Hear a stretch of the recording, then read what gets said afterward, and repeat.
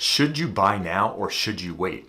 That's probably the most common question I get as a real estate agent. So in today's video, we're going to take some time and discuss it. We're going to give you some examples of what it looks like to buy right now with, say, a current price of $500,000 using today's interest rate, and what that might look like in a couple of years if home prices pull back and interest rates go up.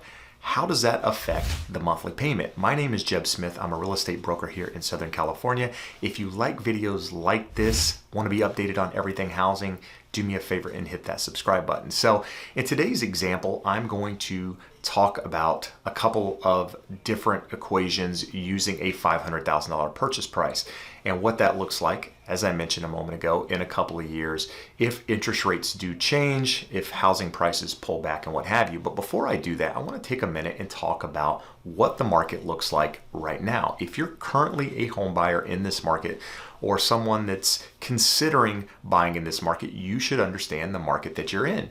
It's being driven by a very, very low supply of homes, a high buyer demand driven by very, very low interest rates. Now, the question is, what's driving the low supply? What's causing, buyer demand to be so high? Well, there's a couple of different factors. One is you've got very low interest rates, right? Lowest interest rates we've ever seen in history, which is causing and fueling this surge in buyer demand. But at the same time, you have low supply. What's creating that low supply of homes?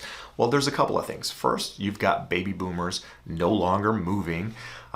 You've got people now working from home that were either in rentals that wanted to upgrade to a larger property, or maybe they no longer have to commute into work and can work via Zoom or what have you, and they no longer need to drive back and forth into an office, and so they can now move to another area.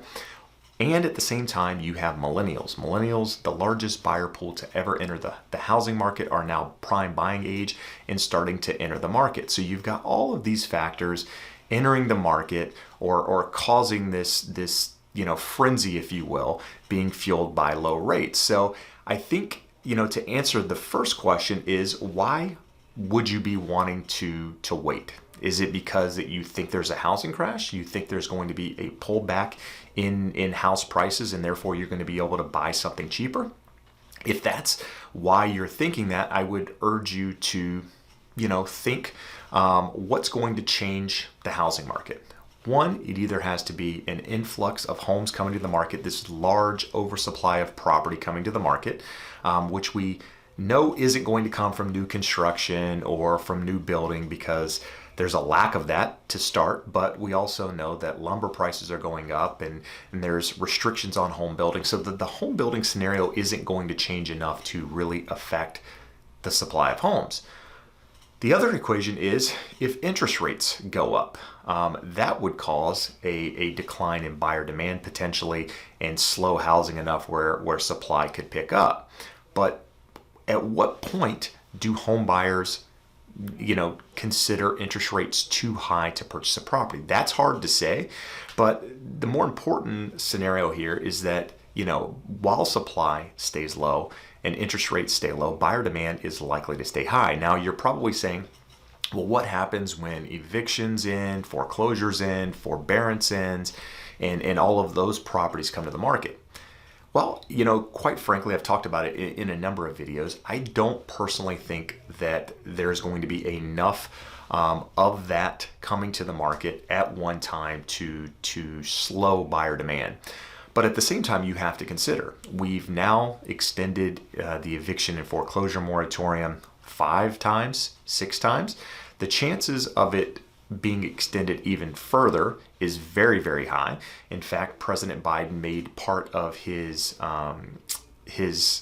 stimulus package that they would push the foreclosure and eviction moratorium out through September. So the likelihood of a supply of homes coming to the market anytime soon is very, very low.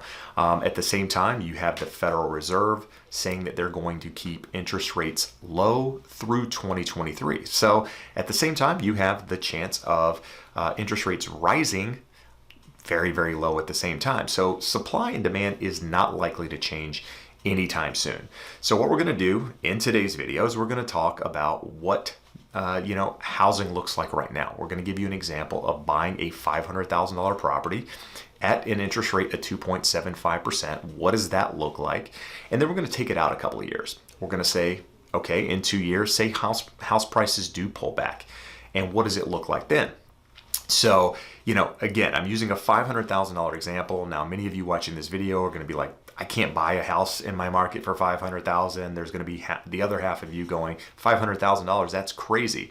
Just understand that the higher that purchase price, the more these numbers are going to work in your favor with buying now versus buying later in this example. So the first example, we're going to talk about a $500,000 purchase right now. We're just going to assume you're putting 20% down for this example, which is going to give you a loan amount of $400,000. Now, $400,000 at a 2.75 interest rate today is going to give you a payment of $1,632. Now, don't quote me on the rate. It's just what rates are about these days. This isn't, this is just for education purposes. So that payment today is going to be $1,632. Now, if you bought that $500,000 property today, and it appreciated 5% this year, and let's say 5% in 2022. Now, where am I getting the 5% numbers from? Because there's a lot of economists out there, a lot of well-known economists, the National Association of Realtors. At the same time, Dr. Lawrence Yun is expecting somewhere between 5 to 6% this year and next year as well. So, these guys are doing a 5 to 6% estimate, which quite frankly is somewhat conservative in this market, because at the same time you have, the American Enterprise Institute saying that they're expecting price appreciation to be somewhere around 10% this year and 10% next year. Now, at the same time, I can tell you that, I've personally seen homes appreciate 7-8% this year alone already. I mean, I listed a property just a couple of weeks ago in the low 800,000s. It sold for 7.5% more than I listed it for, and it's just January. So I could see where homes would appreciate even further, but we're going to use a 5% example just for this video. So that means that next year your property would be worth $525, and in 2022 your property would be worth $551,250. So $551,250 in 2 years, and at the same time you've paid down that mortgage, right? Because you've been paying towards the principal on that loan on a 30-year fix, so you've bought the loan down to $381,591. So in that 2-year period, you've paid the balance down nearly $19,000. You've gained over 10% equity during that time frame. But what happens in 2 years? Let's say you decided to wait because you think home prices are going to pull back.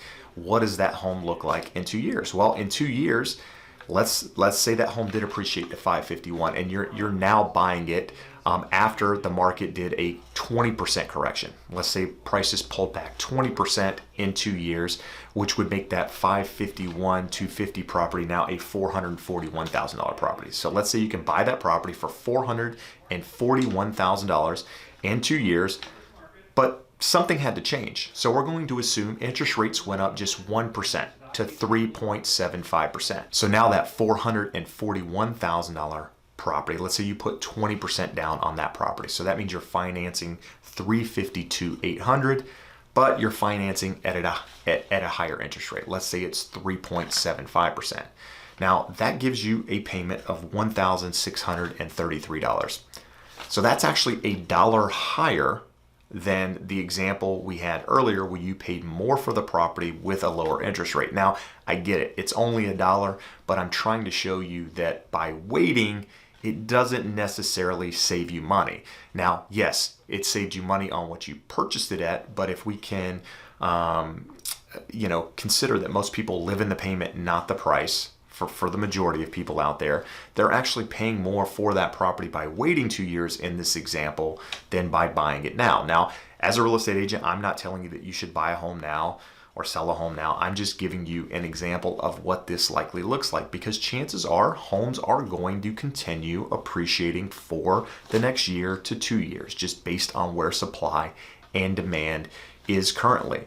And, if we can agree that, the market only changes if one of those things change, then we can all come to an agreement that you're likely to see further appreciation in the market that we're in. Now, I know a lot of people out there are going to say that that there's a housing crash coming, that there's a foreclosure wave coming, and that you have all of these factors playing into the market. But when you look at the actual numbers of who is delinquent, how many people are behind on forbearance, and how those loans are performing when coming out of forbearance, the large majority of these loans aren't delinquent. People are actually coming out and able to make those payments. And at the same time, you have to consider that homeowners have more equity today than they've ever had before. And at the same time, Americans had more savings in 2020, that seems crazy, than ever in history as well. So,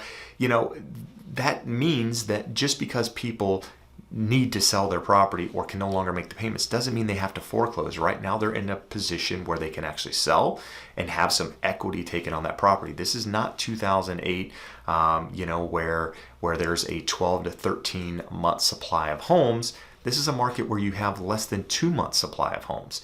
And at the same time, you have equity in property. You have people on 30-year fixed loans, not adjustable rates. This is a completely different environment than you had in 2008. And with that, I expect housing to stay stable for the next couple of years. And I realize there's a lot of different things going on in the economy, but I don't expect any of them to affect housing in a way that's going to cause this crash. So to get back to the question, should you buy now or should you wait? That depends on your plan, right? I think that if you wait, chances are you're going to end up paying more money for that property. It's going to be a higher price. And so you have to determine whether or not you're comfortable. If you're trying to bottom pick, or what have you, it's going to be a very, very difficult time. I mean, I personally know people that have been sitting on the sidelines since 2012 and 13 waiting for a housing crash. Those people are still waiting. And chances are, if you're sitting on the sidelines now waiting for that pullback, you're going to be waiting for some period of time. But anyway, that's my thoughts on the housing market. I know I'm going to get a lot of comments, but I encourage you, if you have comments, do me a favor, leave them below. But for now, appreciate you taking the time to watch. I appreciate all the support. Hope to see you again soon. Have a great day. Bye-bye.